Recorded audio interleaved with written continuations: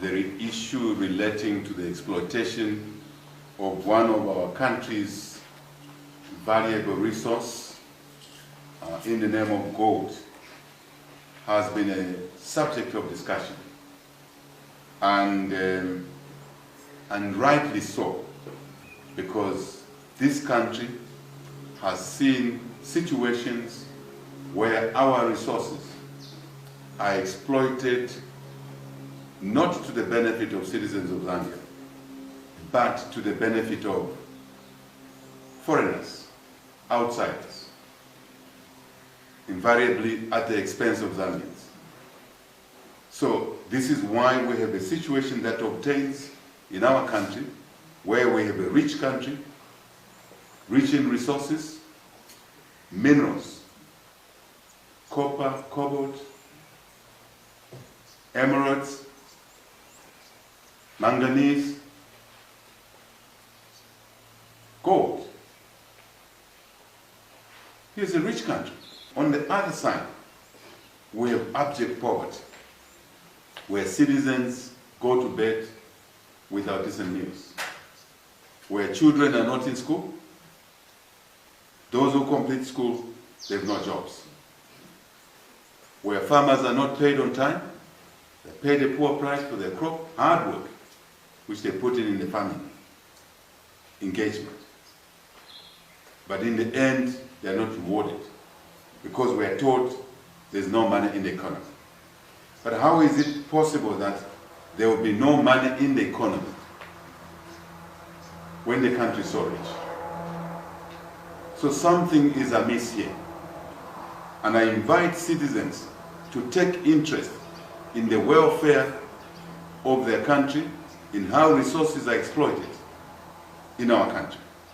In this particular case, we expect that the gold resource, for a change, must benefit the children of Zambia.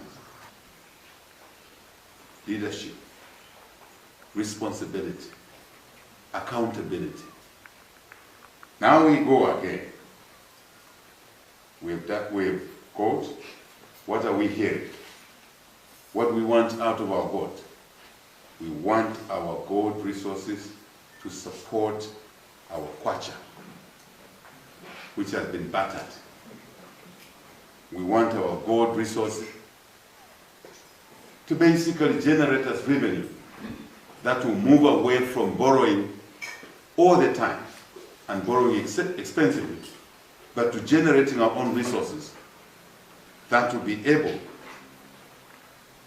to be invested in sectors such as agriculture, such as tourism, such as manufacturing, value addition,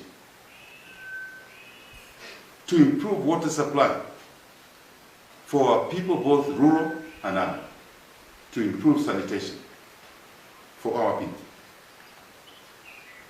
to support our mothers, that when they are delivering, when they're pregnant, they're delivering, they'll go to a clinic, they'll go to a hospital with all the necessary equipment to save both the mother and the child. That's what we want our God to do for our people, because this is an asset God gave them by putting Zambians in this country called Zambia and giving it copper and cobalt, which we have not benefited from. Now, God, it is God's design that this resource must uplift the lives of our people. The transactions by the PF government on the gold resource clearly tells us that the gold revenues will not benefit the people of Zambia. Who owns these companies? What due diligence, second point, was conducted to decide on the partnership with Kama? Who is Kama? People of Zambia. Kama is a Sudanese-owned company. Sudanese? Can a Zambian go to Sudan and register a company and be given an opportunity to invest in the gold sector? No. The answer is no. Absolutely no. So, what is the attraction on Kama? Corruption. benefits that will arise out of the gold will flow to Sudan when a Zambian child remains out of school. When a Zambian mother will continue delivering in a clinic which has no facilities. And many times, the mother and child dies. The money is there through our court, but it's gone to Sudan. So what is the interest of the PF in the Sudanese camp?